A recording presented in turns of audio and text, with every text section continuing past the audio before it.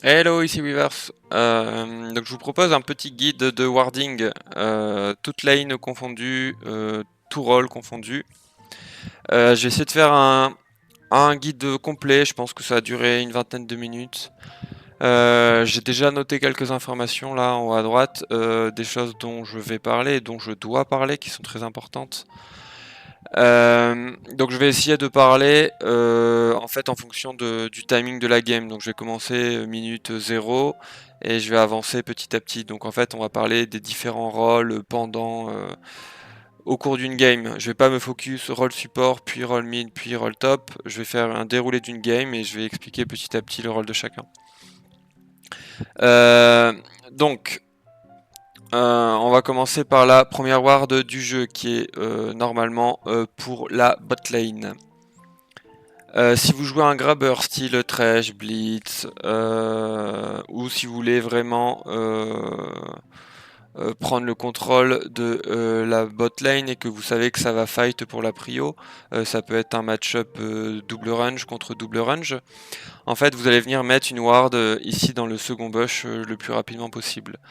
Alors quand je regarde des games très haut elo à plus de 1500 LP, je vois qu'en fait les supports de chaque côté ils viennent ici, ils rush, les deux supports rush et ils viennent poser leur ward ici tous les deux en même temps à 45 secondes.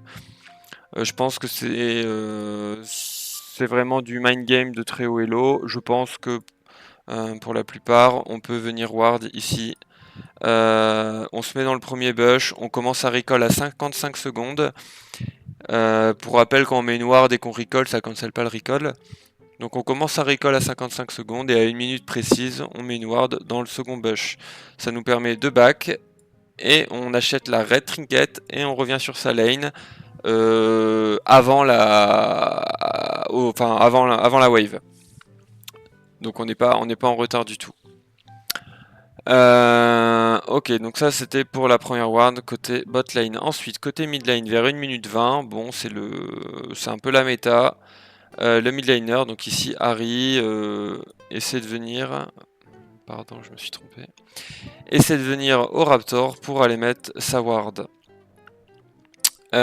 Si elle est accompagnée par le jungle, c'est mieux. On ne meurt pas pour cette ward. Si on a l'info, c'est super, mais on meurt pas pour prendre l'info. Très important, hop, on vient mettre sa ward ici au milieu. Pourquoi ici au milieu? En fait, pour toutes les ward raptors de la game, si on a l'occasion, en fait, dans la game, c'est toujours situationnel. On peut jamais mettre nos wards parfaitement, on peut jamais setup notre vision parfaitement parce qu'il y a tout un contexte.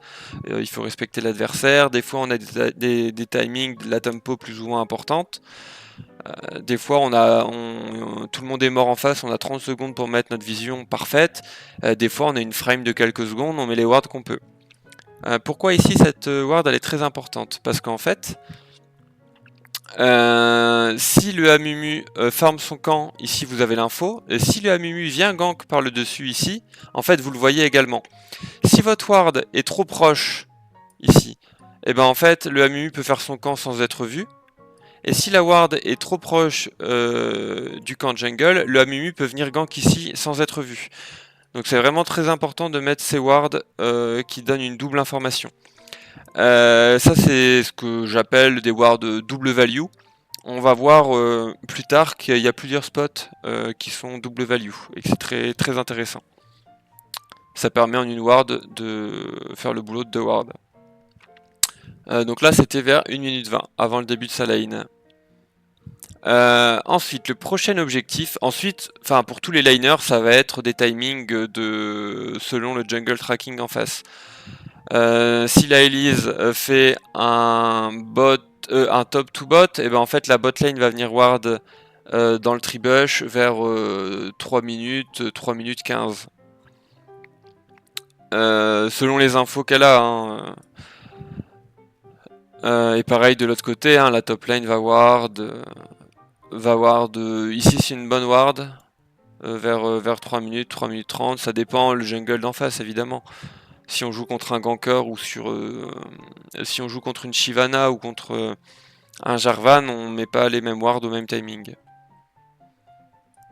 Très important, hein, le jungle tracking en early, c'est ce qui va vous faire progresser, hein. Vous pouvez pas jouer votre lane sans prendre les informations du jungle et savoir quand est-ce qu'il va venir, où est-ce qu'il est sur la map. Sinon vous allez vous faire gank et en fait votre gameplay il va être totalement aléatoire. Les fois où vous allez vous faire gank, bah, vous allez perdre, les fois où vous n'allez pas vous faire gank, vous allez gagner. C'est pas comme ça qu'on progresse et qu'on monte. Il faut que, que tout soit le résultat de vos réflexions et de vos prises de décision et pas d'un lancement de dés totalement aléatoire, quoi. Ensuite, les objectifs neutres. Donc les premiers va être le Drake. Donc pareil, ça va dépendre du jungle en face. On sait que des Shyvana, des Maîtres I, même des Vi, c'est des champions qui font le Drake assez facilement, assez tôt. Donc on peut venir poser une ward ici, River, qui va être assez intéressante. Là, exactement là, elle est parfaite parce qu'on a l'info sur toute la River et sur le Drake. Mais pareil, on va pas mourir pour mettre cette ward, hein. Si on est la bot lane blue, on peut très bien venir ici, hop, à pied, et venir poser la ward ici à travers, ça donne l'info du Drake. La ward n'est pas parfaite parce qu'elle n'est pas double value comme si elle était là, mais bon, c'est fine. Il y a un petit trick côté Drake. Bon, sur le premier, c'est pas forcément nécessaire, c'est plutôt sur les prochains Drake, quand il va se passer des 4v4, des 5v5 au Drake. En fait, si vous êtes le red side, red side, vous pouvez venir ici, hop, là vous allez voir, il y a une petite fontaine, là, vous cliquez sur la fontaine et en fait vous pouvez mettre votre ward à travers le mur. Si besoin, je ferai une vidéo pour ces deux wards. Il y en a une là et une sur le pit de l'autre côté. Donc on la fail jamais, hein, si on a vraiment les bons clics, on peut pas la fail. Et on peut faire la même chose de l'autre côté. Vous allez voir, il y a une crevasse ici, vous cliquez sur la crevasse, et ensuite vous cliquez sur le haut du rocher qui est là, et vous allez mettre votre ward ici dans le bush. Ça permet de warder le bush de manière très simple, et sans face check le bush en fait. Après le Drake, donc ensuite il y a les Grugs à 8 minutes. Quand vous êtes bot lane, ce que vous avez envie de faire, c'est de crash votre wave vers, si possible, 7-15. 7 minutes 15 pour pouvoir, quand vous êtes le support, pouvoir open top directement. Et potentiellement conteste les Krugs. Après ça va dépendre des match-ups, de qui est fit, pas fit, de est-ce que c'est conteste, pas conteste. Si c'est contest et que vous perdez le 3v3, le 4v4, et ben c'est pas grave, vous revenez bot. Comme vous avez crash, vous perdez normalement pas, ou alors 2-3 CS mais pas plus. Et puis si c'est pas contest, et ben vous restez là le temps qu'il faut et puis vous revenez bot le plus vite possible. Les grosses erreurs de débutants, c'est d'open top, de venir jouer les Krugs, puis d'aller gank top, puis d'aller gank mid. En fait, vous êtes juste en train de détruire votre bot lane. Donc dès qu'on veut jouer la map, le roaming, la première intention du roamer, c'est de retourner bot le plus vite possible. On vient pas là dans le fog pendant 30 secondes à essayer de grab une Harry ou quoi. On joue vite parce qu'on veut rejouer bot. D'ailleurs, tous les open, quand on est support, on peut venir open mid, souvent la plupart du temps. On vient jouer dans le fog ici sans se montrer. S'il se passe rien, hop, on retourne bot. On évite vraiment de perdre du temps. Vers 8 minutes, les supports vont avoir... Ah non, je vais reparler des wards mid et top une autre fois. Hop. Les wards intéressantes en mid lane, c'est les wards ici, qui vont avoir beaucoup de value. Pourquoi? Parce qu'en fait elles donnent l'info sur la river et sur si le jungle en face vient là. S'il vient de la river, même s'il vient d'en haut, imaginons il a fait le grand tour pour vous bait, il vient là, en fait vous voyez quand même. Alors il faut cependant faire attention à une chose, c'est si vous jouez par exemple contre un Jarvan, le Jarvan va pouvoir venir ici et va pouvoir faire un combo dans le buisson, et en fait il va pouvoir être là, et vous êtes persuadé d'être safe, et en fait il y a le Jarvan qui vous attend dans le bush. Donc voilà, quand on joue contre un Jarvan, soit on met deux wards, on en met une ici par exemple, donc comme ça on a globalement toutes les infos, ou soit on met une ward dans le bush là, c'est une ward qu'on n'aime pas trop parce qu'elle donne très peu d'infos, mais au moins ça permet d'être safe contre un Jarvan. Et en top lane, les wards intéressantes, c'est les wards deep ici, si on peut ici. Et sinon, bah, dans le bush, de manière un petit peu plus classique, de manière un petit peu plus safe. Si on est le Atrox, on peut venir ward ici. Mais pareil, on a toute une river, donc ça va dépendre un petit peu des wards qu'il y a déjà sur la map. Si vous voyez que votre mid laner a ward ici, vous pouvez très bien vous dire, ok, bon, le Amumu en face, il peut pas trop dash le pit. Il a pas le kit pour, à moins qu'il y ait les Krugs et qu'il dash sur un Krugs, etc. Bon. Donc vous pouvez très bien jouer ces deux wards là qui sont très très bien pour protéger la top lane. Oui. Donc ensuite à 8 minutes, donc les supports vont avoir leurs 3 wards. Donc toute la vision va changer sur la map. Il va y avoir beaucoup plus de vision. Les supports, ce qu'ils veulent faire, enfin en fait toute la team veut le faire, mais c'est le support qui va initier le move.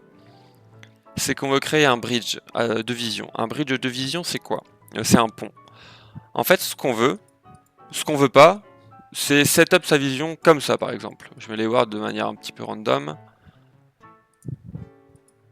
Hop. Ça, c'est un bridge de vision qui nous intéresse pas. Pourquoi? Parce qu'en fait, toutes nos wards sont au même endroit. Alors oui, le Amumu, si on est blue side, le Amumu, il pourra pas passer là, certes. Mais en fait, ces 3 wards donnent la même information. Donc ça, on veut éviter 3 wards qui donnent la même information. C'est pas nécessaire, c'est pas important.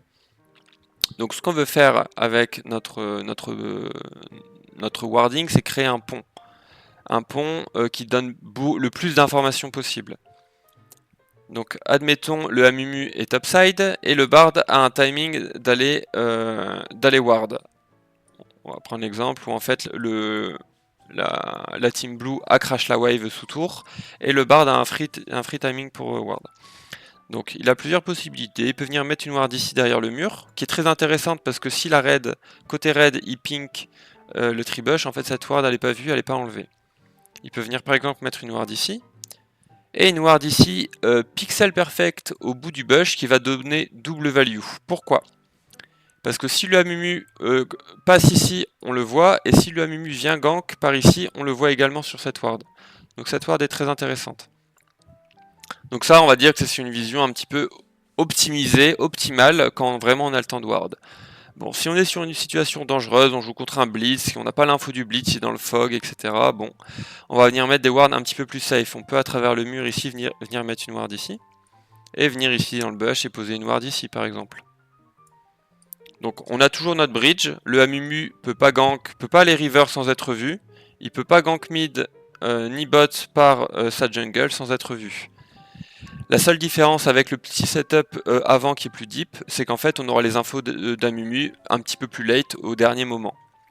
Mais bon, au moins il faut jamais mourir pour setup sa vision, c'est jamais worse. Donc voilà, ça c'est un setup pas mal. Ensuite on va regarder, admettons c'est les raids qui ont crash.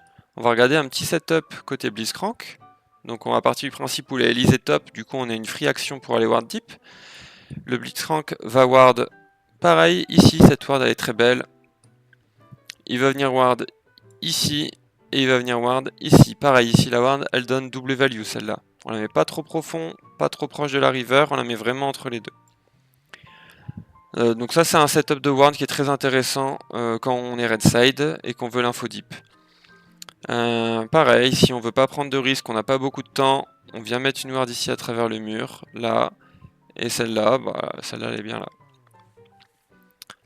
là. Donc voilà, côté topside, les setups, donc ici, c'est les mêmes, hein, vous les avez compris, hop, vous pouvez screen, et les setups, ça va être ici, pareil, pixel pour avoir double info pour le passage de l'Elise ici qui est vu. Tac tac, on peut en mettre une ici ou une là, les deux spots sont bien. Les deux spots donnent la même info, hein. Souvent les gens sont matrixés par mettre des wards dans les bush, mais au final, qu'elle soit là ou là, ça donne la même info. Et on peut mettre une ward ici par exemple.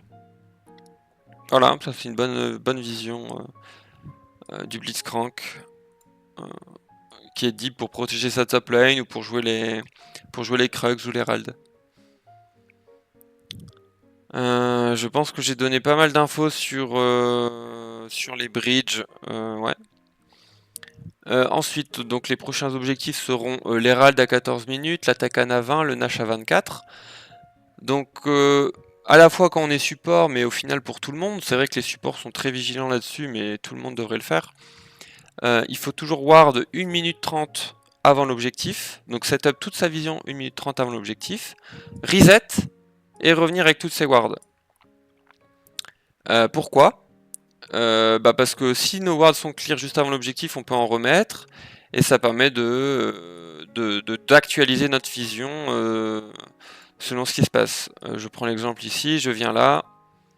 En fait, on est en train de fight ici, et ben moi je mets une ward dans les bush proches pour avoir la vision pendant qu'on fight. Il n'y a rien de pire que prendre un fight et on n'a pas la vision dans le bush, et du coup on perd le fight parce qu'on peut pas mettre notre dernière auto, parce qu'on n'a plus la vision, etc.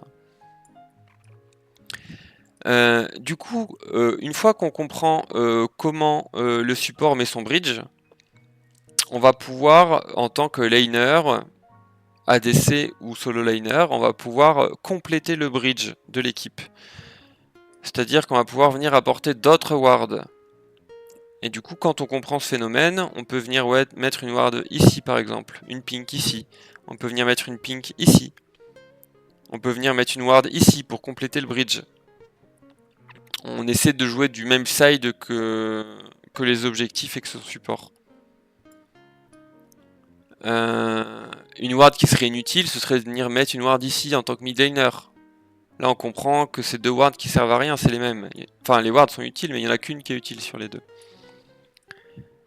Ou alors garder justement sa ward pour le fight ici. Voilà. Ce qu'on veut faire quand on setup sa vision et son bridge, c'est on veut mettre les yellow trinkets deep devant et sécuriser avec une pink derrière. On met pas sa pink en premier parce que sinon elle va partir et en fait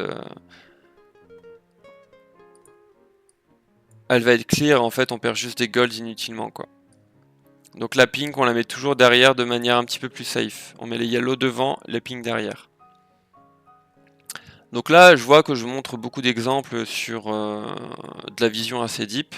Admettons on est dans une game qui est très compliquée, on est totalement derrière, on veut juste scale et essayer de... On turtle et on essaie de trouver un angle pour comeback à un moment. Donc le Blitzcrank en fait il peut pas aller si deep, il a aucune frame pour le faire, on est sous pression, on a perdu notre tour mid etc. Perdu notre tour top, on peut pas sortir de notre jungle. Et ben en fait on s'adapte, on vient mettre une ward ici par exemple. Une ward ici, et on essaie d'avoir l'info dans le pit. Et on communique avec son équipe, est-ce qu'on veut, et on va venir mettre une pink ici par exemple. On communique avec son équipe, ok la team, est-ce qu'on veut jouer l'objectif ou pas? Si on joue pas l'objectif, ça sert à rien de prendre des risques, aller ward le pit, etc. Bon, après on s'adapte, hein, je peux pas faire toutes les situations de game. Mais en tout cas, on adapte sa vision par rapport à est-ce qu'on veut jouer, est-ce qu'on a la map, est-ce qu'on peut aller deep et trouver des fights dans la jungle adverse, dans la river, ou est-ce qu'on peut pas sortir de notre base et dans ce cas-là, bah, on adapte notre vision. On vient mettre une pink très défensive ici, une deuxième pink ici, et on adapte une vision un petit peu comme ça pour cover notre jungle et pour essayer de trap quelqu'un qui serait mispose. Donc tac. Oui, donc là on va voir un petit peu des phases de jeu qui sont assez spécifiques. Et ensuite on va voir la ward la plus importante du jeu. Donc par exemple vous êtes en early, vous jouez contre une Ahri qui est turbo feed. En tant qu'Akali, vous êtes vraiment dans la difficulté, vous êtes sous tour et vous faites que la stit. Vous êtes là, la Ahri a tout le temps le push. Ce que vous allez essayer de trouver, c'est une ward ici en mid lane. Donc la Akali va mettre une ward ici. Comme ça, elle va avoir l'information à chaque fois de ce que fait la Ahri. Elle crash, est-ce qu'elle part bot, est-ce qu'elle part top? Donc pouvoir essayer de donner le maximum d'informations à son équipe. Pareil quand on joue contre un TF, on veut toujours savoir ce que fait le TF, où est-ce qu'il décale, gauche ou droite. Ah oui, les trucs un peu spécifiques, c'est si on joue contre un Zac. Admettons, je suis la botlane red, je joue contre un Zac et j'ai le push. Non, même pas, on va prendre la botlane blue, tiens. Hop. Viens ici, Kate. Voilà, on joue contre un blue, on a un petit peu le push ici. En fait, une ward qui va être très intéressante, c'est une ward soit dans le bush ici, mais très à droite, ou directement une ward ici à travers le mur. Parce qu'en fait, pareil contre un Shaco, c'est des persos qui vont venir ici et jump à travers les walls. Du coup, on veut pas de ward tri-bush. Ou là, ça sert à rien. Le Zac, il viendra jamais dans le bush de la river pour jump. Il viendra toujours derrière le mur là. Idem, vous êtes là, vous êtes en train de hard push. Si vous jouez contre un Zac, vous voulez une ward ici, parce que c'est ici qui viendra se positionner pour vous jump. Idem contre un Fiddle. Idem contre un Shaco. C'est les persos qui se ressemblent. Vous jouez contre un Ekarim, par exemple, ou un Nunu. Deux persos similaires en termes de gank. C'est des persos qui vont venir de très loin et qui vont arriver très vite. En fait, si vous wardez dans votre bush river ici, si vous voyez l'Ekarim là, ou le Nunu là, en fait il est déjà trop tard, vous êtes mort. Parce que le bazar il arrive à 600 ms, vous pouvez rien faire. Donc quand on joue contre un Ekarim ou contre un Nunu, qu'est-ce qu'on veut faire? On veut venir ward deep, très très deep. On va avoir l'information avant qu'il soit là. Si on le voit là, c'est fini. Donc on va venir mettre des wards très deep pour le voir venir de très très loin.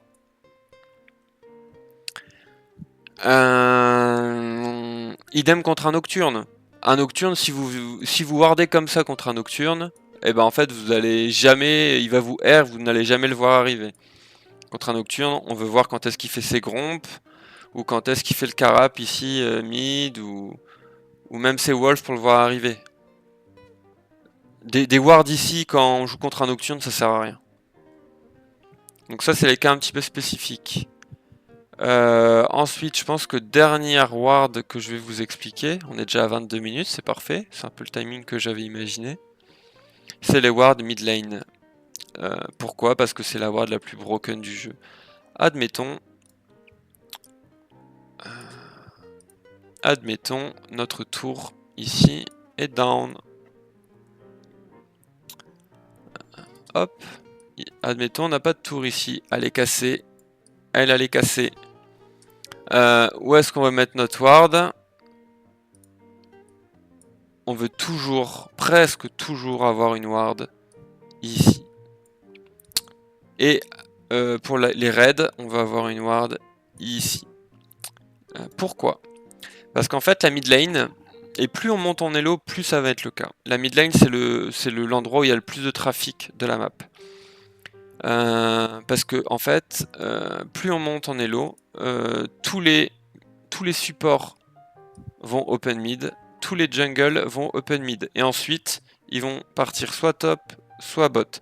Et en fait, en ayant cette ward là, vous allez voir tout le monde sur la map, les mid laners, les ADC, parce qu'à un moment ça swap. Donc en fait, admettons, vous voyez top, enfin les deux sup et jungle et ADC qui push et qui part top lane, vous savez que vous avez une free action en bot. Si vous voulez partir bot, vous voyez que vous avez une free action au top. A l'inverse, si vous voyez que la hache est en train de push là et que dans le fog derrière, il y a les deux là qui sont en train de shadow, et ben vous ne jouez pas sur la hache, vous faites pas bait. A l'inverse, si la hache push trop deep et que vous avez vu le Amumu partir et le support partir, et ben la hache est toute seule et vous pouvez la punir. Honnêtement, cette ward là, qui est très très contestée à OLO, si vous arrivez à l'avoir sur vos games, à l'avoir tout le temps, vous allez avoir un nombre d'informations impressionnantes et vous allez pouvoir prendre des décisions, de bonnes décisions, des décisions qui sont positives pour l'équipe. Honnêtement, cette ward, j'ai pas la data parce qu'il n'existe pas de data, mais je pense que si vous êtes support et vous commencez à mettre cette ward là, vous allez voir que vous allez win des fights de late game et faire des catchs de mid late game qui vont vous faire win des games. Honnêtement, je pense 5 à 10% de game en plus gagnés en mid late game grâce à ces wards là. Je vous assure. Vous allez pouvoir catch un nombre d'ADC, mais vous n'imaginez même pas. Et pouvoir générer des fights, des très bons fights, des très bons catchs.